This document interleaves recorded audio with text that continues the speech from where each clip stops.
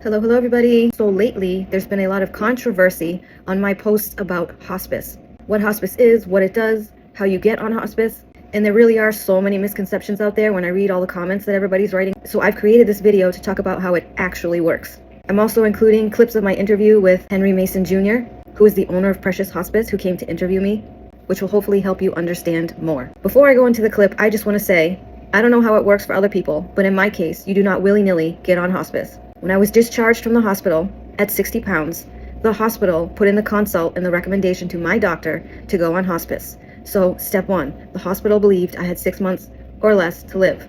Then my doctor gets the order and assesses me and agrees with that and writes the order for hospice. Now that's 2 assessment points that happens along the way. And then finally, number 3, the hospice team comes in, assesses you, and determines whether they agree or disagree that you have 6 months or less to live.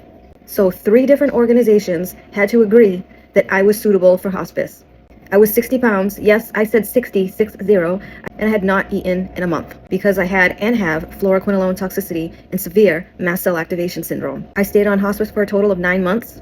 At my 6-month mark, I had a decline, so instead of moving me off, they kept me for another 3 months, and then I moved to palliative care, which I'm still on. While I'm not on hospice, I still require 24/7 care for my survival. I cannot do anything by myself. And this is almost 4.5 years later after taking a fluoroquinolone antibiotic called ciprofloxacin. With that said, I'll let the clip of the video play, and hopefully this clears things up about what hospice is and what hospice isn't.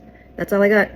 Thanks, everybody. I had no idea what was going to happen when I went on hospice. Sure. I just thought like hospice was going to come to my house and I was going to die in a week. Like from the stories that I hear, like so-and-so has 2 months to live, but they died 2 days after being on hospice. I'm like, oh, when you're on hospice, they give you morphine to kill you. Like these are things that people say about hospice. So I thought, oh boy, this is going to be a quick exit for me. Hospice has changed. So it's changed drastically, right? And I know originally 1980s, late 80s when it started, early 90s, we tell this story. It used to be a place you go and you just passed away.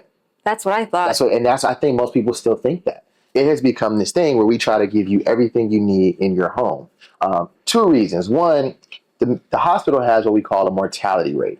And so that's a number of people, a percentage of people that actually pass away in the hospital. That number has to be as low as possible or the government's going to flag the hospital because the goal is to get you back home.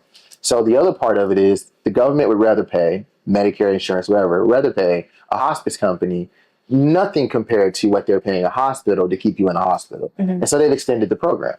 So when you talk about why you went on, you said 6 months. They give you a 6-month prognosis, if you will. And that way they can come take care of you at your home. Did you go back and forth to the hospital at all?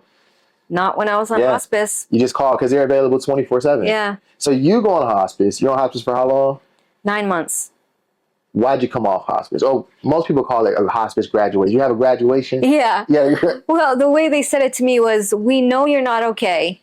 We know that you're not like self-sustainable, but you're not sick in the way that you need hospice. We don't think that you will not survive past 6 months. We think that that you're going to get better. This is what they tried to remind me. Where you were, you couldn't even sit up. Right. You're sitting up right now talking to us. So although you're still not well, where you came from is a huge difference. And so I transferred to palliative care. I'm still on palliative care. One of the things that hospice does for a lot of people are unwilling to really talk about it. Hospice really can save your life because you're getting so much care from people who really understand specifically what you're going through, your specific diagnosis in a place where you're comfortable, which is your home, right? Whatever home is for you. Western medicine is different. We talked about this a little bit before. It's a business. It's completely 100% a business. And I think the one part of all of this, which is hospice, which a lot of it really is still patient-centered care. And so that's what you felt. Me, when I first got your story, I gave it to a couple of our medical directors there in Atlanta.